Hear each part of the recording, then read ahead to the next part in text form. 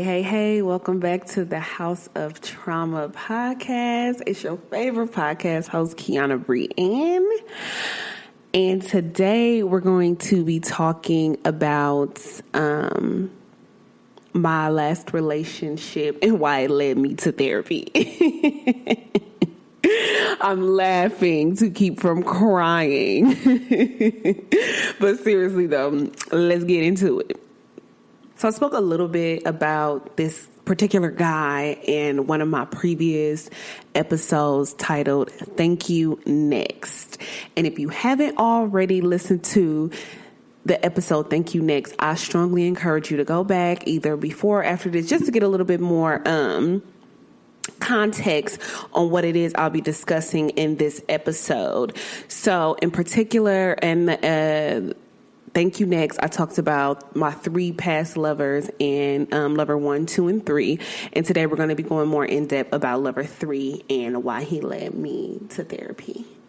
So the strange thing is, I could have avoided all of this. Like, I'm sitting here right now taking full responsibility for everything that took place.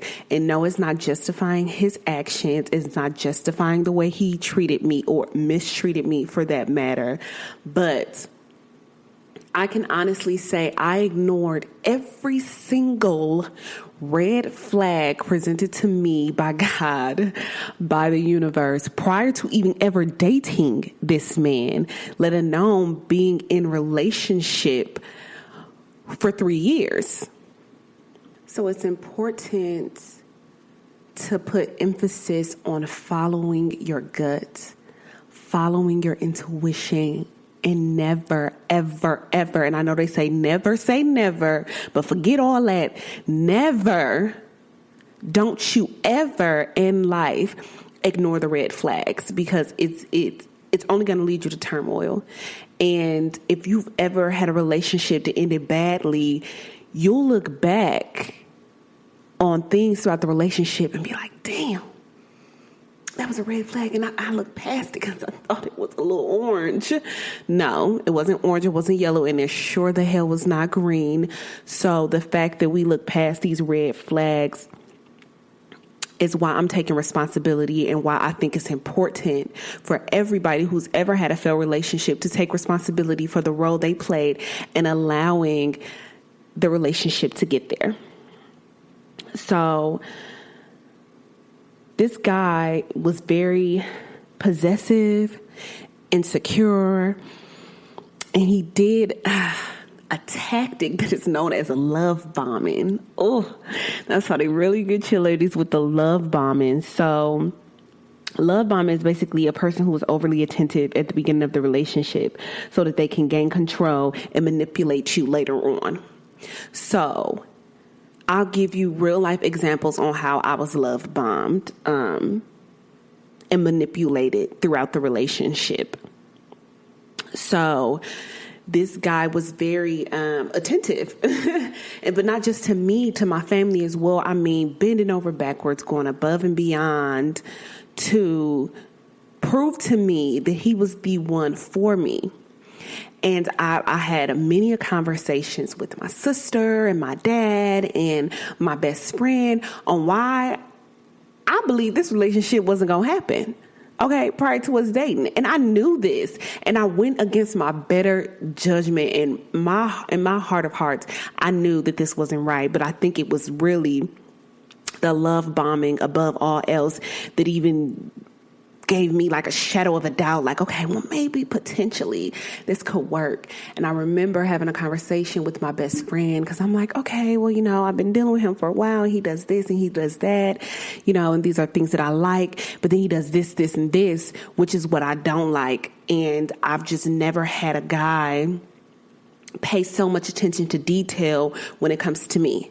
I mean, when I say attention to detail, I'll say something simple like, okay, so like we're walking through the mall and I'm like, oh, that bag that girl got is so cute. And I might even stop and be like, hey girl, I really like your bag. That is so cute. Like I would love a bag like that. And, just keep it moving. And then like a few days later, I'll be gifted with this bag. Things like that. Like, He would learn my favorite restaurants, my favorite movies, my favorite TV shows, and he would present these things to me like very much a giver, gift giving. And so gifts is not my number one love language. It's actually quality time. But who doesn't like a good gift? You know what I'm saying? And I remember around the time we were talking, the movie Straight Outta Compton came out, and I watched it one time, and I'm just like, I felt like I was straight from the streets of Compton, California. You couldn't tell me nothing. He bought me the DVD. He was buying me all types of merch, like all these different things. So I won't drag it out. The point is, he would go out of his way to ensure I had the things that I liked, to ensure I was comfortable, and even going as far as, he would bring me lunch every day. I remember at the time we first met, first dating and things like that. I didn't know how to drive, or I barely knew how to drive, but I didn't have a car. He literally gave me his car and would get rides from other people just so I didn't have to like take a bus or Uber or ask somebody else for a ride, like really trying to ensure my comfortability above all else. So let's backtrack back to the conversation with my best friend. And I'm like, he does all these things, and I've just never had a guy be, so attentive and like bend over backwards and like literally worship the ground that I walk on in this manner. Okay. Emphasis on in this manner, like never so intensely. And my best friend was just like, well, if you're going to date him because you feel like no man is ever going to basically bend over backwards for you, treat you this way, then you're going to have to roll the fucking dice. And we laughed because it was funny. And I'm like, no, you're absolutely right. Like if I'm not 100%, then it needs to be 0%. Like, you can't be 20, 30, 50, 60% wanting to be with somebody and then leaving that other 40, 60, 30, 80% on the table. But somehow, I'm shaking my head right now because I can't believe. Somehow, some way, I decided to do it anyway. But in the beginning of the relationship, it was good. It was great. Everything was fine. We had minor issues, but what, relationship doesn't. And I'm such a hopeless romantic. I'm convinced that love will always find me, and that love doesn't always look exactly how you would have expected it to look. And so a year prior to us actually officially being in a relationship, officially dating, we were really good friends. Like, we had a really good time together, whether alone or like with other people. I just feel like we meshed really well. So like, why not? We're about to find out why not. The relationship moved actually rather quickly. And the reason I feel...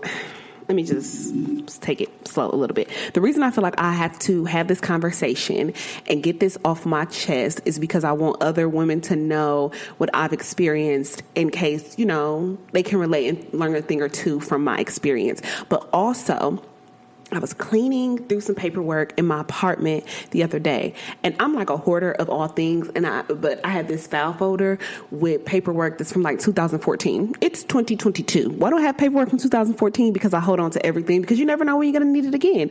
So with me going through the paperwork, and I have it right here, I'm going to burn it after this, but I found a letter that he wrote me, in 2000, it doesn't even matter. This was before we dated. He wrote me this letter, and with the letter came a promise ring. So again, I'm such a hopeless romantic. I'm always living in like a fairy tale world. And I remember being a kid listening to Tiffany Evans' promise ring and being like, oh, I wish a guy would give me a promise ring. And so when he did, this is just me being blinded by my own selfish desires. And I'm like, okay, this is great, because Here I am, 22 years old, and no guy has ever gave me a promise ring. And not only did he give me a promise ring, he literally gave me a piece of paper, a handwritten letter with promises. I don't even know how many promises on here. 2, 4, 6, 8, 10, 11 promises written down on this paper. And it was accompanied by a promise ring that was later replaced by an engagement ring, but we'll get into that. And when I reread the letter after finding it, I'm just like, wow, it's so crazy. Broke every last promise. It's really sick. But I still have to acknowledge the role I played in all this playing out. And I can't stress it enough. But because I very rarely, and I mean very rarely, speak openly about this particular relationship and how it affected me and it affected the way I love and look at love, I really need to get this off my chest. So again, was given the promise ring. We dated for a while. And then everyone knows my favorite place in the world has always been New York City. I'm a theater nerd, a theater geek, all of those things. I fell in love with theater at a very early age, or just acting in general. And I've always wanted to star in a Broadway musical. I will star in a Broadway musical. And so we took this trip to New York. Of course, just living it up, having fun. We actually went in celebration of our 1-year anniversary. So when we were in New York, he proposed. And of course, I said yes. And I meant it when I say yes. It's the reason I said I meant it. Hear me out. I meant it in the moment when I said yes, but I would be lying if I said sometimes in my mind throughout the rest of the relationship, and especially at the end, I didn't wonder if I was making the right decision, if I was just settling, if I was somehow going to regret it later. And I think one of the main things now in my spiritual journey, in my walk with God, the first mistake was not going to God and asking him, was this okay first? Because he would have told me, hell no. Okay, he wouldn't have said it like that, but you get what I'm saying. He would have said no. I consult God in all my relationships, whether it be friendships, significant others, even business relationships and things like that. I go to God first, acknowledge him in all your ways, and he will guide your path. So we go to New York, we get engaged, and I kid you not, no soon after we get back home from New York, I would say 30 days max, 1 month, things in the relationship started to make a turn for the worse. So I don't want to read off the promises verbatim because that was something between me and him, and I'll still honor that for my own personal reasons, whether I still have a relationship with this person or not. But, you know, we just spoke to each other, and he promised basically never to entertain anyone else in any manner. I'll break it down like that. So I remember, again, a month after coming back from New York, I just found even prior to this, but it really picked up when we were coming back from New York. He was just always going through my phone. And it's just like, what are you looking for? What are you looking for? And I let it slide for a little while. But then I remember my mom telling me something years ago. I think I was in high school, and she's just like, the guilty is always accusing the non-guilty, basically, in a relationship. You're guilty of something, so you're trying to find me being guilty of something because your conscience is weighing heavy on you. So one day I just decided, you know what, I'm going to go through this phone and see what it is exactly that you're trying to hide. Because we always had each other's phone passwords. And then I noticed his password changed. But it didn't I don't know how long it had been changed because I didn't notice right away because, again, I wasn't hell bent on going through this man's phone. But I did notice one day, I'm like, okay, the password changed, and I forgot what sorry excuse that he gave me on why it changed. But either way, I got in there. And when I got in there, I noticed very odd messages between him and his best friend. And then I noticed his inbox was flooded with females, women who I did not know. And when I first met him, he had a decent amount of female friends, but it didn't make me worried or insecure because I had a lot of guy friends in the past because prior to a few years ago, me and women just didn't get along that well, but that is another story for another day. So as I'm going through the phone, I'm just like, wow, you're trying really hard to talk to all these different women. It's like as many as he could. He was shooting a shot as many as he could. And I'm just like, this cannot be real. So I got the evidence I needed, and then I woke him up, and of course he is denying it, though I see it, though I'm showing it. It's just a big joke at this point. And in hindsight, I feel like I should have looked at this moment as my out. I mean, we're engaged and you're behaving this way, but I've never seen any of these things before we were engaged. So I asked him like, hey, is it just you're like, okay, she got the ring now, I got her, I can do whatever I want? Of course, again, denial. And so I was angry for a while, and I eventually decided to kind of forgive and slowly move past it because after all, we were engaged, we were going to be married, right? And we should be able to work through minor things like this. But the problem is it wasn't minor. And emphasis on we were engaged to be married. So this shouldn't even be a thing. It was a bad situation, a bad setup for marriage. But I didn't realize it in that moment. I mean, I did, but I guess I shouldn't say I didn't realize it. I didn't want to accept it. I had a hard time accepting that things were going bad, that things were not as they should be. So that was really the beginning of the end, because it only got worse. The lies only got worse. I actually found, and this is where becoming a hoarder has really not worked out in my favor.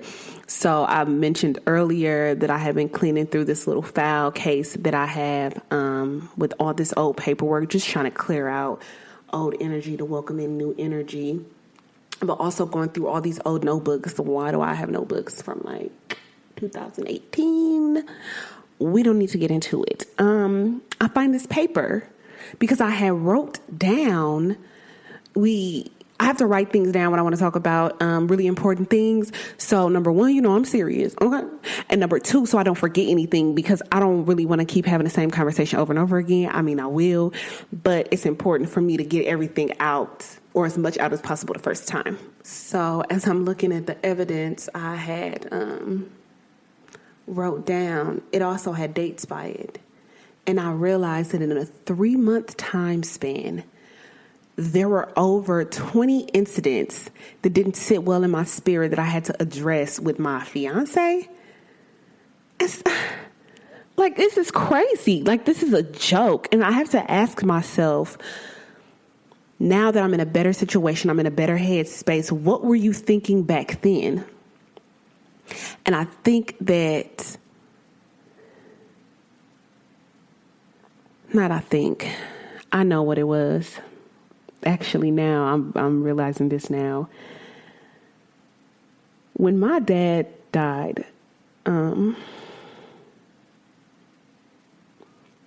felt like I just wanted to hang on so tight to everybody in my life that I felt was of some importance. And considering when he died, he left this person essentially not knowing. Obviously, my dad didn't know he was going to die. Nobody knew this because it was a tragic accident. But when he proposed and when my dad had a conversation, my dad gave him his blessing to take care of me now, because I'm an adult and I'm about to be married. And prior to my soon-to-be husband taking care of me as being the man in my life, it was my father. And when I look back now, I think that's what truly hurts the most, because he was supposed to be there for me in case of tragedy like that, when my dad couldn't be there, whether it was death or whether it was distance, whether it was time, whatever it was. And he failed miserably.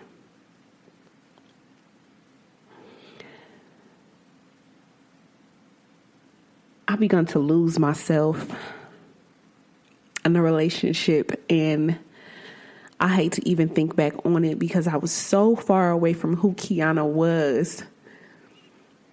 I would look in the mirror and couldn't even recognize myself. Like, I knew it was me because I'm staring back at me, but I didn't know who this girl was. I became so insecure and so on edge all the time, and that just wasn't me.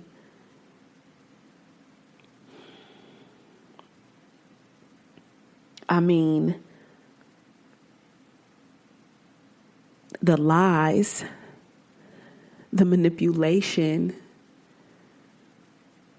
it just seemed to build and build and get worse and worse and get crazier and crazier. And I always say, there's a whole lot of things that I will forgive, but I just can't take a liar. And I remember on many occasions, mind you, we lived together a few months after the engagement. We moved in together. And I remember asking him in our living room, why do you not respect me enough to tell me the truth? And he would insist he was telling the truth. But I always say, what's done in the dark will come to the light. And it always came to the light. So now we're readdressing it. And again, why am I not worthy of the truth? We even begun to go to couples therapy, which was honestly, prior to these major issues, was a suggestion by my dad. Because I believe he said he didn't do it before he got married, but he strongly suggested, for lots of reasons. Anyway, it was a suggestion. And once problems begun to develop after we moved in together, I brought it up again. He agreed. So we did it. So let me tell you, we would sit in therapy and she's, just asking questions. Why are you guys here? What's going on? Give us homework assignments, things like that. He would sit in therapy every day and just be like, yep, it's all my fault. It's my fault we're here. Yep, I did it. She has absolutely no blame in it all. And I'm just like, well, nobody said that. Nobody said, everybody plays a role. Let's be clear. It takes two to tango. So everybody's playing a role. Yeah, you played the worst role, but I wasn't saying I was completely blameless. Even at one point, the therapist was just like, well, why do you keep saying that? Nobody's blaming you. And I remember prior to us going to therapy, he said, well, I don't want to go to a female therapist because then it's not fair. So why is it not fair? Because I feel like she's always going to take your side over mine. Okay, so we go to a male therapist, and does that make it fair to me? Or should we get a couples counselor to counsel us? It didn't make any sense. And so he never wanted to complete any of the homework assignments. He very much quickly became unpresent in the relationship. And so, as I said before, my number one love language is quality time. You're not present in the relationship. to me, this is no relationship. And so, back on the therapy tip, we stopped going after not even that many sessions. Once I realized he was lying in therapy. And you have to ask yourself, what kind of sick individual goes to therapy to fix issues and then lie? It's like, why'd you even come? Like, you're here to fix an issue, but if you're lying about the issue, how can it be fixed? And so, again, this is after my dad had already passed, and it's just already a lot of emotions, a lot of things going on at work. And I'm just like trying to process it all. But still a part of me wanting to fight for this. And mind you, this is all surface level. I'm giving very much surface level on what actually went down. But I know you're listening and you're thinking, why did you want to fight so hard to keep this relationship? And so I think a lot of times there's a lot of different reasons why people fight hard to keep relationships. And one of those reasons are, well, I'll just list all the reasons. They don't want to waste time. You know, you spend a lot of time with a person, invest a lot of time. You don't want that time wasted. Number 2, you don't want to be alone. You know, some people can't stand the idea of being alone. Number 3, they might not have the courage or finances to walk away from this relationship. Number 4, they're worried about appearances and what other people think, whether it's the person they were with before or your family or your friends or just society in general, like just worried about what people think. But the 5th reason, and this is my reason, I always want to see the good in other people. I want to see the best. And most people who are that way, we deal with potential rather than facts. Where I am in life now, I tell women all the time, don't fall in love with potential. It's an illusion. We all have the potential to be great and do great things, but very few of us actually see these great things through, accomplish these great things, put the work in. And so while I'm putting the work in and I'm trying to go to therapy and I'm trying to do all these things to build a relationship, I want to have these conversations so we can work it out. He didn't want that. He was happy and content exactly where we were because he was having his cake and eating it too. It was me left at home alone all night, grieving my father and grieving my relationship because it was quickly dying away. And I hate to admit this, but the relationship also became mentally and physically abusive. And I remember telling him, I don't want to do this anymore. This is toxic. I don't do toxic. I avoid toxicity at all costs. Even in friendships, relationships I have with family members, I don't talk to half my family because it's toxic. I'm quick to drop a friend because it's toxic. So why would I stay in a relationship with a man who's bringing toxicity into my family? I no longer had the mental capacity to deal with this bullshit. And it took me a while to actually walk away from the relationship once I realized this is no more. They always say most women mentally leave the relationship before physically. And if I can be honest, it was at least 8 months to a year when I physically or mentally left the relationship before I physically did.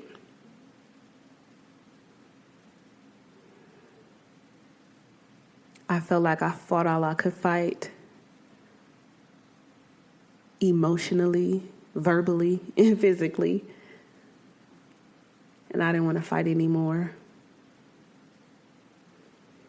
I began to strategically, because above all else, I'm strategic,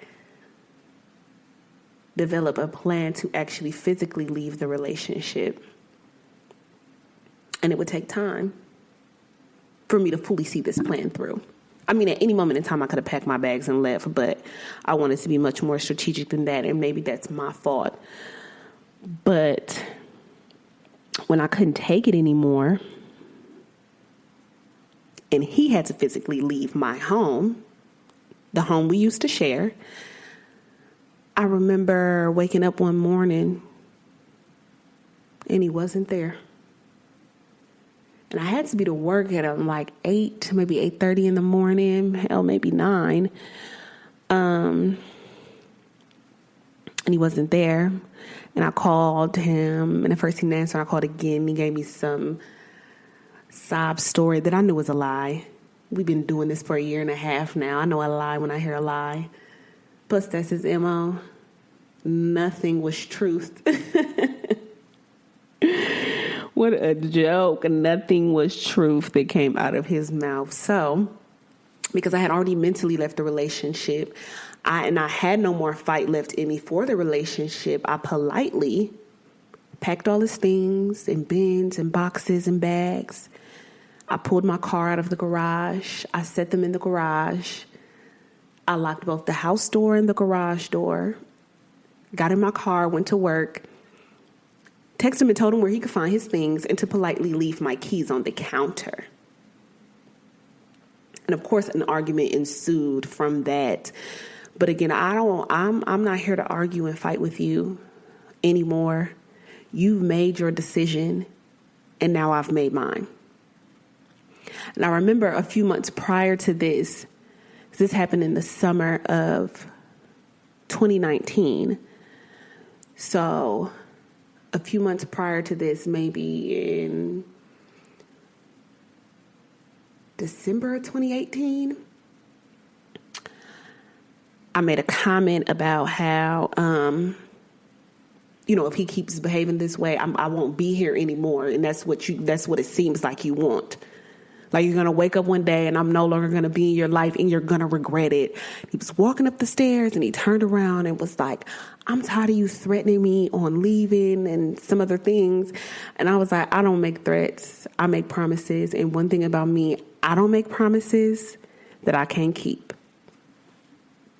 And so even after moving his things out, and I never let him come back.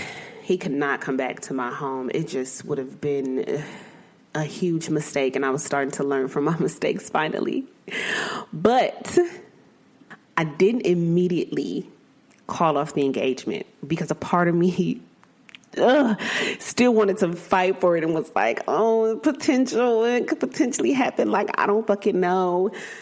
But I think the main reason I didn't call off the engagement right away or like tell people, broadcast it, whatever, is because a huge part of me felt like I had failed.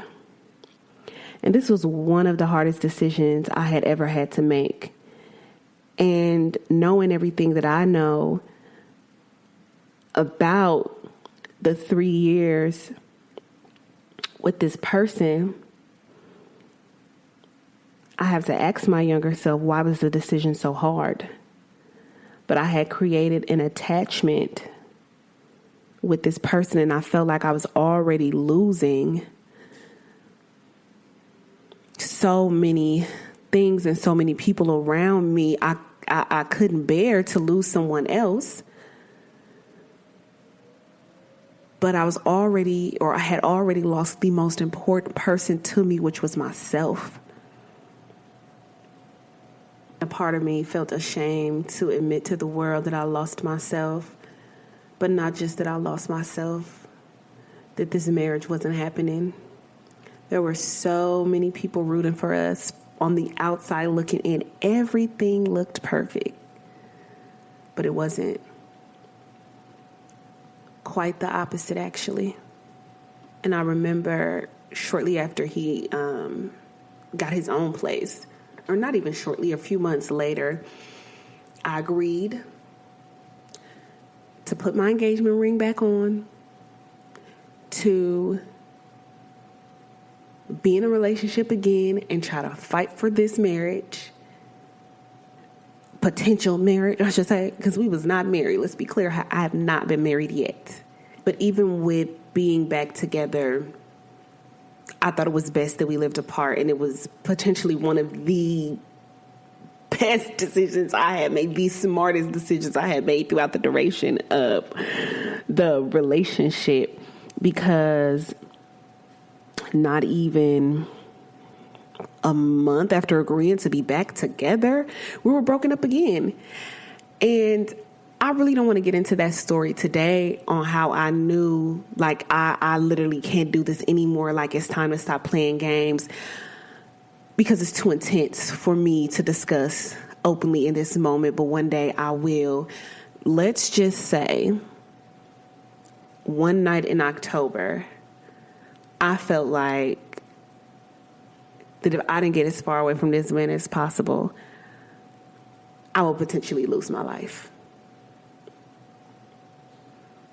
And that's devastating to hear and devastating to say out loud, but it's true. And so my sister laughs at this particular part of the story all the time. We actually took a trip to LA in that October of 2019. And because it was already paid for, so we just ended up going together, even though I was like, this shit is fucking crazy. I cannot be with this psychopath. And I remember the entire duration of the trip, I just kept thinking I couldn't wait to get back home, to never speak to this man again. Yeah. It was that bad. I knew it would never happen again. But because a part of me did fear for my life, I didn't immediately cut all ties like I probably should have. But when you're dealing with a crazy person, you just never know what it is that they will do and what extent they will go to.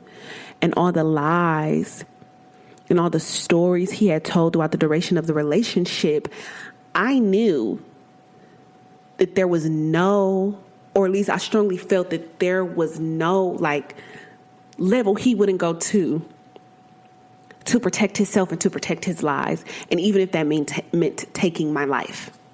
It's legit how I felt. And rightfully so, if you knew everything I knew. But I did eventually fully walk away, fully cut all ties. I moved to a new city, a new state, got a new number, and begun to heal. And I built a real, true relationship with God. One that I wish I had all along. And I think the most important step in my healing journey outside of being in covenant with God was acknowledging everything that took place. Because for a while, I just let it go. I just didn't want to talk about it. It didn't matter. We're not together. He's a liar. Move forward.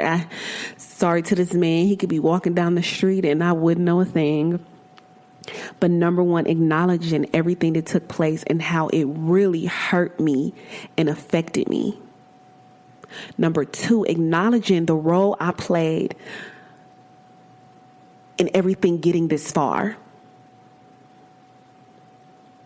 Ignoring the red flags, lying for him, lying to my family and friends. If I can be 110% honest, I'm still healing from it. When I found that letter the other day, I was so annoyed because it reminded me of all the broken promises, of all the lies, of all the trauma associated with me accepting the letter and accepting the ring. But I give myself grace for being young and dumb. young and naive. I know now that the relationship was a trauma bond, which is an unhealthy relationship you can't seem to leave. And I couldn't seem to leave, not just because of trauma I experienced in the relationship, but trauma I experienced prior to the relationship as well.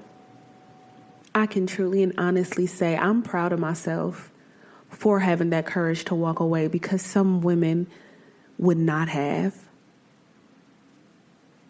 And I'm not judging. Remember, this is a judgment-free zone at the House of Trauma.